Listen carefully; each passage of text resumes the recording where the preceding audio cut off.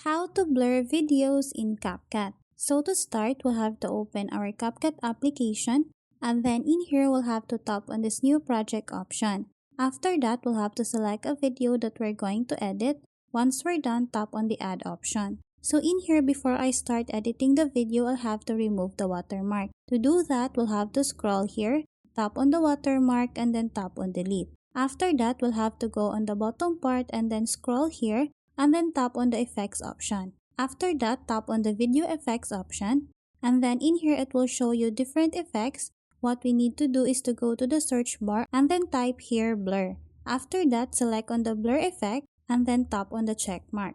So as you can see, the blur effect is automatically added here. What we need to do is to make sure the blur effect ends at the same time with the video. After that, we'll have to select on the video and then scroll here and then look for the option duplicate. What we need to do is to tap on this one, and then after that, we'll have to select on the duplicate video, and then in here we'll have to scroll again and then look for this option overlay. After that, we'll have to drag the duplicated video here, and then once we're done, we'll have to select again on the duplicated video, and then in here we'll have to scroll and then look for this option mask. In here, we'll have to select on the rectangle option. After that, I'm just gonna move this one here on the part where I want it to be blurred.